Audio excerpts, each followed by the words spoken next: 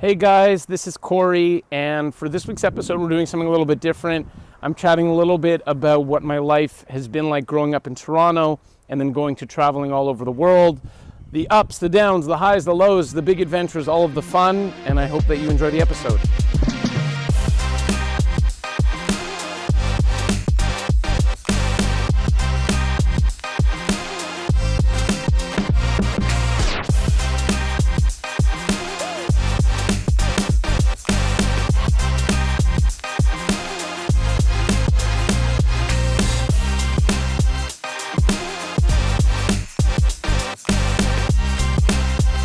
My childhood and my life was extremely normal, middle class, absolutely middle of the road. I was born in Toronto, Ontario, Canada. I lived in a suburb north of Toronto called Thornhill. Represent what? Growing up, my childhood and my life was exactly what it should have been and what it was supposed to be in terms of doing things in the normal sense. This was before my little bit different phase. And I was just very lucky to have amazing parents and a very loving home and a wonderful sister and awesome best friends, and played ice hockey, loved playing sports. All I wanted to do was play hockey on the street, play street hockey, play basketball, play football. I loved the NFL. I was crazy about sports when I was growing up as a kid. And I just had, really up until the age of 19, I really had a very completely normal life, and I was a normal kid, and I showed all indications of continuing to be normal until I started traveling, which is when the party really begins. So as I mentioned, up until the age of 19, I was very normal. I did all the things that my friends did. I was really just following the order, and I had an incredible moment take place in my life. I was starting university. I was returning from my second year of university at McGill in Montreal, and I bumped into an old friend we had this thing called Open Air Pub, OAP, and it's like they make a pub on the middle of a grass field in the university campus, and I ran into my buddy Aaron Tepperman, also known as Teps, and I just saw him. I'm like, "Hey Teps, what's up?" He's like, "Yo dude, I just got back from exchange. I did a semester in Norway.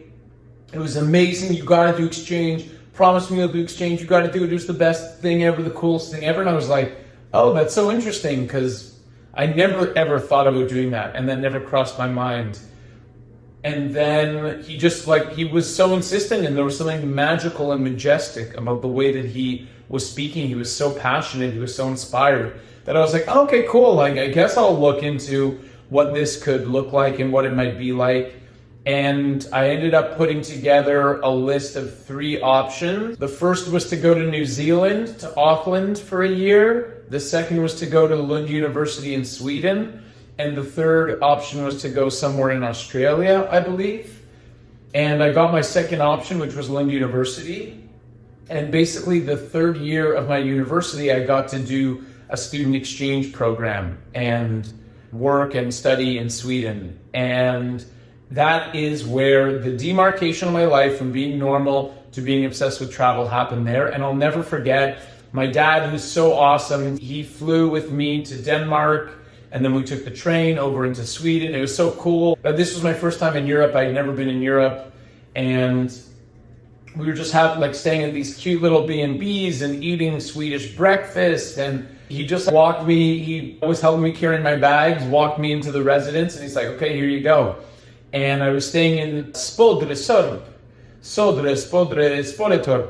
That was the Swedish name for the residence. Spodretorp. And my dad left, and he left, and I was like, looking around, I'm like, okay, I guess I'm all on my own. And I just walked down the corridor of the residency, and I got to the table, and there were 5 guys sitting at the table. 2 of them were Swiss, 2 of them were French, 1 of them was Moroccan, and they're like, oh, is that you? Are you living here? Come sit for this table with us. And they just took me in immediately. And I had lived my entire life in a bubble.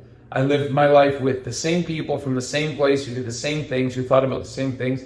And suddenly, in one instant, I was thrown into the world of different cultures and different music and different food and different way of thinking about things. And I just became absolutely addicted in that moment. It just really, that experience in Sweden just made me incredibly curious to understand and know as much about the world as possible. And that is a curiosity that I've not been able to satiate. And I think it will stay with me for the rest of my life. And it all started with my friend giving me the invitation or the recommendation to go on exchange, me then going, and then all of the experiences that happened afterwards. When I first started traveling, some of the initial challenges, firstly, was money.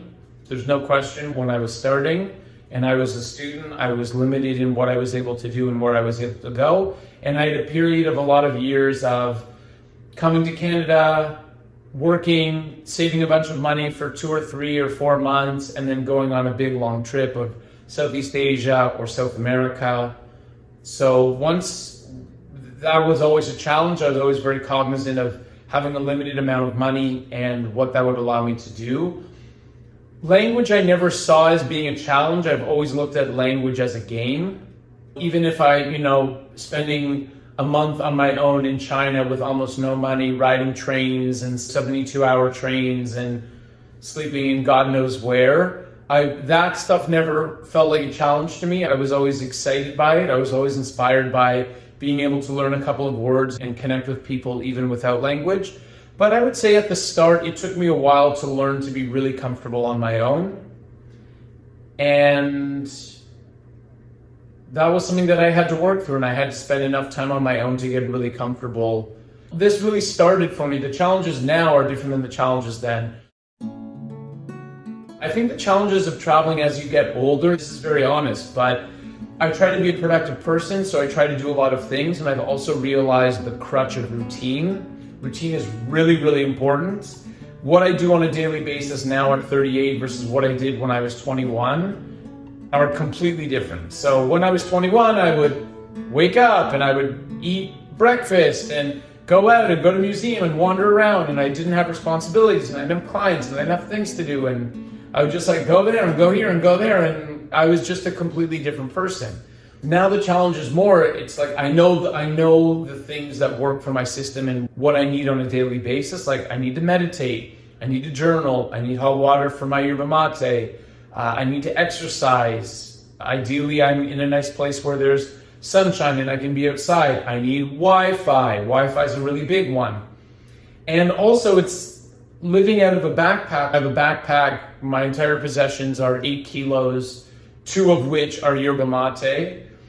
But the challenge now as I'm older is I just get a little bit more tired of it. Whereas when I was younger, I could go one night this town, one night here, one night there. And now I'm less than 5 nights, I won't go anywhere. I just need, I need to develop my routine. I need to sleep well. Maybe this is me growing old, if it is what it is, but notwithstanding the new requirements. And I think it's more insight on what makes an individual happy and productive and progressive and feel rooted. Those are the things that I need now. And what I've learned about having a lifestyle where I'm always living in different places, in 2024, I've been in more than 10 countries already. And in order to feel rooted and grounded, I need my routine. So that would be a challenge that I have now.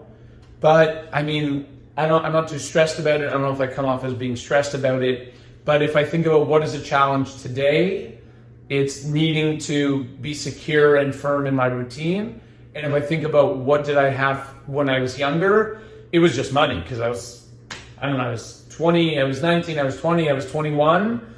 And I would sleep anywhere and do anything and nothing mattered. All that I wanted to do was go to know the next place. Living abroad and experiencing different cultures has had a massive impact on the way that I operate my business, because I feel I've been gifted with the incredible exposure to understanding that life works in a lot of different ways, and that a lot of the times, if we just have one way of looking at things and we're not exposed to different ways of how things can be done, our scope of view is limited in what we believe is possible. So I think partially one of the biggest benefits that traveling has had for me in operating and growing a business has just been the sheer fact that I've been to so many places and I've seen the same things being done so much differently in so many different places that you realize, oh, you can do anything any way you want from anywhere. But if I had always stayed in one place and just got used to that place and got into my rhythm and that life and think that it's a lot harder to gain that exposure and that zoom out and that macro perspective. So I think that's one way that it's really helped me. I think secondly, it's given me the skill set of wandering around the world by myself has given me a really excellent skill set of being able to connect with almost anyone in any context or circumstance. And that's been really helpful for me in building partnerships for my business, in building team members and meeting team members and building great team culture, and also connecting with clients and understanding their needs and being able to relate to them in a different way. And then I would say lastly, consistently being out of your comfort zone just positively affects you in life generally. So everything I'm speaking about relates to my business and to Conscious Counsel and how I operate within it. But even if I think of this year, the 6 weeks that I spent in East Africa and then 3 weeks in West Africa, I was not comfortable. It was an amazing experience. I grew so much. I met so many people. I will always take it with me, but it wasn't comfortable. I wouldn't describe that experience as comfortable. And I think there's something about being an entrepreneur that is inherently uncomfortable. There's no certainty. Things are always changing. They're changing quickly. You think it's going to be a certain way, and then it turns out being different. And saying all of those things out loud, they can apply to travel, but they could also apply to business. And so many times in my mind, I've been thinking, wow, I'm going to get to this place and this is what it's going to be like and it's going to be so incredible. And then I get there and I'm like, oh, okay, this is completely different than what I thought it was going to be. What do I do now? How do I enjoy it now? How do I make the most of it now?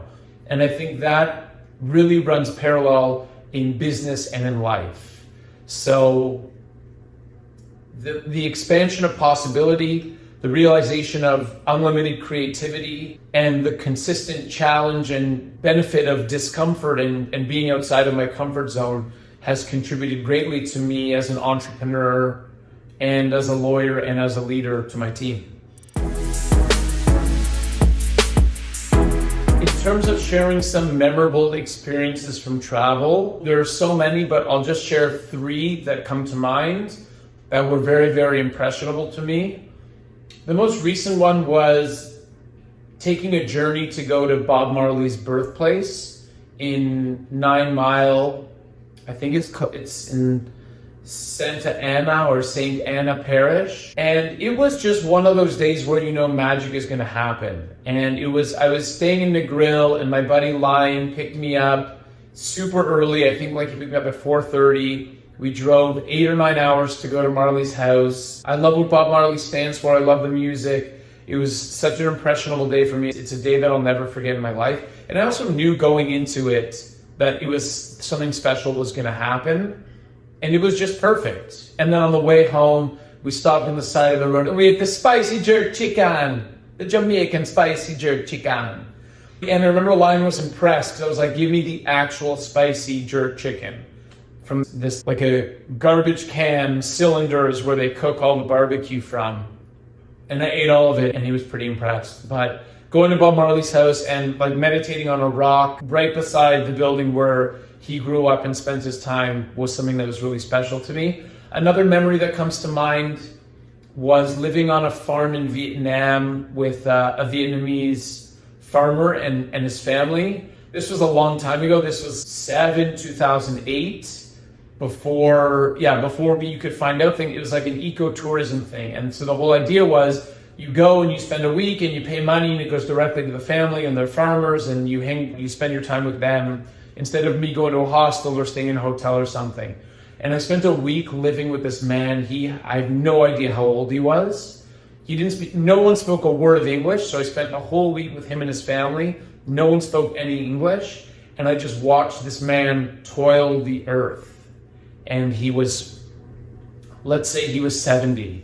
He was so fit. He was so strong. He was so hardworking. His family was so humble. They were so kind. I just remember that it shook me. It took something. It showed me something about what hard work means, and also how lucky I am to have the life that I have, and what it's like to be born in Canada versus what it's like to be born in rural Vietnam is so different. And as a third experience that comes to my mind, seeing the pyramids in Giza was amazing. It was a very funny, very special trip. I was with my two Argentinian buddies, David and Martin, and the whole trip we were just laughing, having the best time. And somehow, I have no idea how, but we went to Giza and we wanted to go to the pyramids, but there was a big line and it was too touristy. So we just went to drink tea somewhere. And then we met a guy and he asked us if we wanted to go on a camel ride. So we basically there was it's fenced off, but there was a hole in the fence. So basically at sunset, we rode camels. I went on a camel ride, no instruction beforehand. Mind you, it was just sunset at the pyramids in Giza, riding a camel around the pyramids. And I was just thinking, this is crazy. I never could have planned this. I never could have foreseen it. And it just felt like sometimes as a human being, you have these connections with ancestry and human history. And I just thought, camels at the pyramids running around, I am part of something so much bigger and so much older. I started traveling in 2009, and I started operating Conscious Counsel online in 2017. So I was 8 years of really consistently traveling. And then in 2017, I decided if I was going to continue to be a lawyer, I would only do it on the condition that I could also travel. I was just fed up. I was so frustrated from corporate life and being so unfulfilled and not liking my clients and not being in alignment that I was like, cool, before I quit being a lawyer, I'm at least going to try to be a lawyer and travel online. And the truth is, the first 2 years, I had no idea what I was doing whatsoever at all. I'll never forget, my first month of being online in Conscious Counsel, I was living in an ashram in India. I shaved my head before, which was always a dream of mine to do. And I remember that I was in India, the ashram had no Wi-Fi. And on Sunday, we could go into the town of Nasik. And we had 4 hours that we could be online or, in town, then we had to come back. And the internet connection was so bad. And I just think about that now. And it's really amazing. It's a miracle that I was able to survive that start and to be able to build it that way. But the answer is how did I build it online? It took me a very long time to figure out how to do it. But the first decision that I made, which was so important, is that I would only do things online. Now in 2024, this is less relevant because everything everyone does is so much of what can be done is online. In 2017, it wasn't the same, but I was I will only offer services for things that I can do online as a lawyer, which was very different at the time. And then slowly but surely, I started to figure out that I needed to build systems and processes for each of my roles. So what does my organizational chart look like? What are the different roles that the business needs to have? Who has to do those things? Where can I find those people? Okay, if that person quits, how can I have a job description ready and a system so that we can plug someone else in automatically? And I think also building it so much was just constant repetition. So probably the first 2 or 3 years, I did everything. I did mostly everything for Conscious Counsel, at least for the first 2 years. And it was such a powerful experience because then I learned all of the things that needed to be done. And now it's so easy to speak about and be okay, for marketing, we need a marketing calendar and a social media calendar for posting. And we need to send out email newsletters and we need lead magnet. Even just within marketing, there's so many different things that need to get done. And I know what all of them are. but I know what all of them are because I had to do all of them. So basically, the process of building it online was step one, decide that everything's only going to be online. Step two, start operating the business, see what works, see what you need, see what different team members you need and how you can hire them. Step three is build the systems and processes around that. And now in 2024, it's so easy because you can automate so much of those processes. And then step five is fine tune, continually check in and make sure that you're doing things in the way that you want to do and that things are also working. But I will say too, the other answer to how did I build Conscious Counsel online? I read and listened to a lot of books. What I learned is that being an entrepreneur, you're not automatically an entrepreneur. It's not like, oh cool, I have a great idea, so now I'm an entrepreneur. The quickest path to becoming a successful online entrepreneur is studying, learning from other people who have done it, and just reading books about business, because everything that you're trying to do, someone has done before you and someone's perfected before you, and someone's written a book about what is required to do the thing that you want to do. And what I'm most grateful for when I look back on my whole experience with Conscious Counsel was the first 2 years of my business, I just read so many books. I would just go to Google and throw in best business books for entrepreneurs or best business books for building a business online. And I would just read it and read it and read it and read it and read it. And everything has contributed positively in at least one element to what the finished product is today.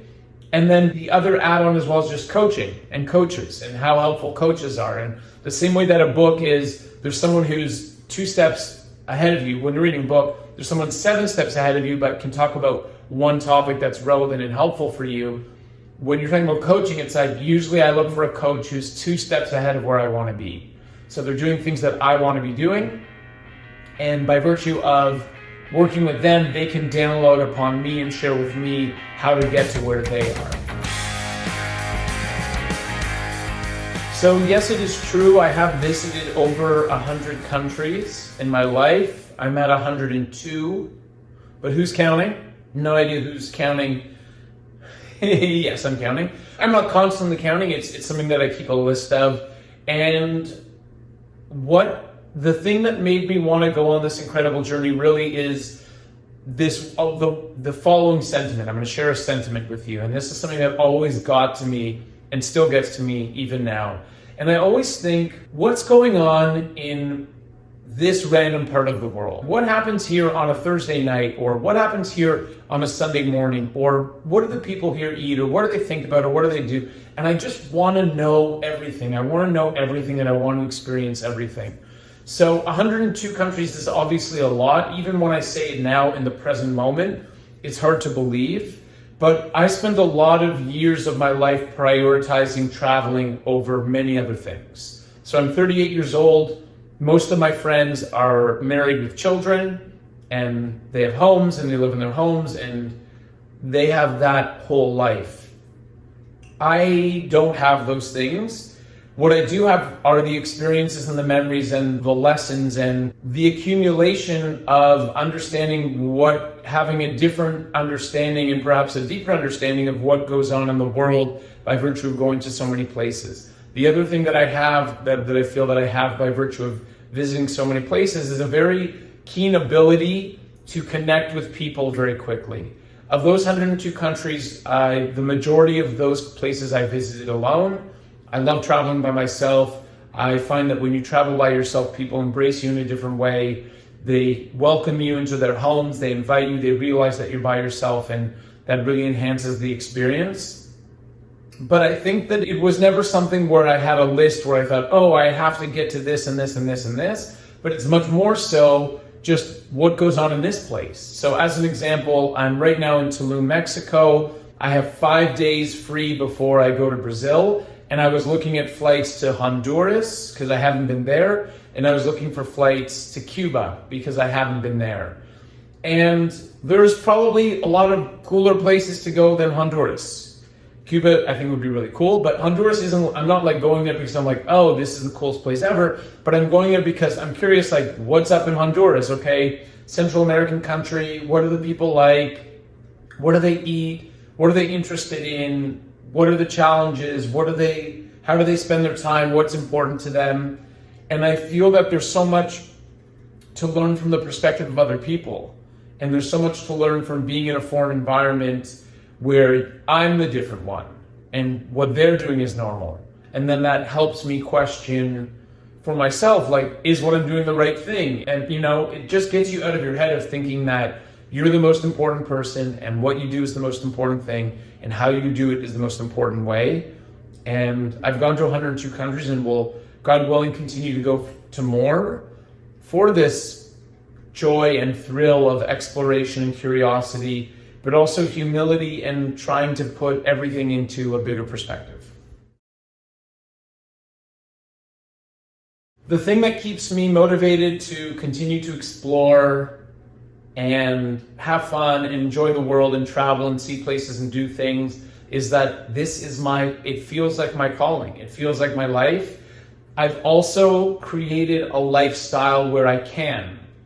So my dream lifestyle is to have an epic girlfriend and build an awesome life together, and for us to go spend 3 months in different parts of the world. Like 3 months here, let's rent an awesome Airbnb, make friends, catch a vibe, have a chapter, then go here and do all of those things in a different place. Like go to South Africa, go to Greece, go to Thailand, go to Jamaica, go all over the world. And I'm so intentional in how I build my life and how I spend my time and what I say yes to in my life so that I can fulfill that dream. Because I realized once I made Conscious Counsel work and once I could travel from anywhere, I made a decision that I was always going to have this accessible. Is it possible that I go to one of those places and I realize, hey, I want to raise children here or I want to spend more time here? For sure it is. Will I ever stop traveling? I don't really think so. It's sort of like, if you meet anyone who's a runner or a lifelong runner and you ask them like, are you going to stop running? Like even if they need fake knees and fake hips, they're probably going to keep running. And that's how I feel about travel, because travel is the most amount of growth a person can achieve in the shortest amount of time. That's how, for me, Cory, my software and how I'm programmed, 5 days in a new country can just take me to a totally different stratosphere and level of who I am and how I see myself and how I can support people and how I can make a difference in the world. So travel will always remain. Will the way that I travel and who I travel with change in the future? Most likely, but travel will always be part of it. And that's why I was so intentional in building a business that would serve my life instead of serving my life for my business. If I were to give advice to an entrepreneur who wanted to build an online business and travel the world, or just work online from anywhere, I think the first and most important thing is building the habit of discipline to be able to work in any environment. And so, for example, right now I'm at a resort in Tulum and it's really beautiful and everyone around me and I'm at the resort because I'm teaching yoga here. I'm not normally a resort guy, but I came to the resort because I wanted to practice teaching yoga in Spanish, and it was a great opportunity to be comfortable and be in a beautiful place and also build my yoga practice as a teacher. And for me, I'm now at a point where I can open my laptop anywhere at any time and just immediately be dialed in and work. And there have been so many people who come up to me and they just see me because they're taking tequila shots at the bar, or they're doing this, or they're doing that. And they're just like, how are you doing this? How do you do this? You must be so disciplined, is what they always say. And the truth is that it's not discipline, it's a habit. I'm just in the habit of, in any situation, my relationship with my computer is that's my office. So in some ways that's very good because my office is anywhere. In some ways it's very bad because my office is anywhere. I think that the two most important things to someone who wants to start to build their business online, I think one is developing the habit of being able to work anywhere. And there's a secret hack for that. The hack for that is a question that I always pose to myself, or a realization that I always have. If I don't feel like doing something, or if I'm not motivated to work, or I just think oh, it's a Tuesday, but I'm in such a beautiful place and it's so sunny, all I want to do is sit by the pool all day. Firstly, I'm not a person who wants to sit at the pool all day, but let's say I wanted to do that. The reality is, I love my life so much and I love my work so much, and I mean it, that I realize that if I do not have this one requisite skill of being able to work wherever I have to at any point, then it all goes away. Every time I open my computer and I do work and I get great news from a client, or there's something awesome that happens, or there's a fire that I have to put out, or there's a big challenge that's going on, whatever it is, all of that lets me live my dream life.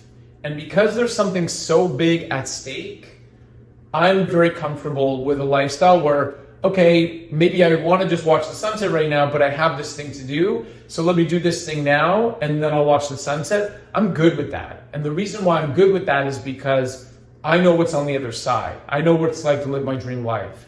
I know that feeling that I look at my small little backpack that I carry everywhere and I'm like, it's my entire life and my office. And I think that's cool. Not everyone's gonna think that's cool, but for me, I've always just asked myself that question, or forced myself to realize, hey man, if you don't do this, it all goes away. And because I love it so much, because I love the lifestyle and what I get to create and where I get to go and who I spend my time with and what I do, that really motivates me more than anything else to be able to do it. So I think one thing is building the habit of the work. I don't think it's discipline, I think it's a habit. And secondly, the important thing is boundaries, for real. Because you have to learn how to draw a line to say, cool, I've worked enough, it's done, now I'm on vacation. And I'm lucky that I've had 7 years of doing this, and I have a lot of tips and ways that I can support others who want to do the same. But I could see it being miserable if you don't know how to shut off. And you're just like all the time, like work. And sometimes you feel like you want to do that, but you also, in the same way that you need the habit of being able to work from anywhere, you also need the discipline to realize, okay, if I was working in an office, no one else would be here and I wouldn't be here. And just because I can be here doesn't mean that I should be here. And it requires awareness, it requires some development of mindset, but that's the advice that I would give to entrepreneurs looking to build an online business if they wanted to travel the world as well.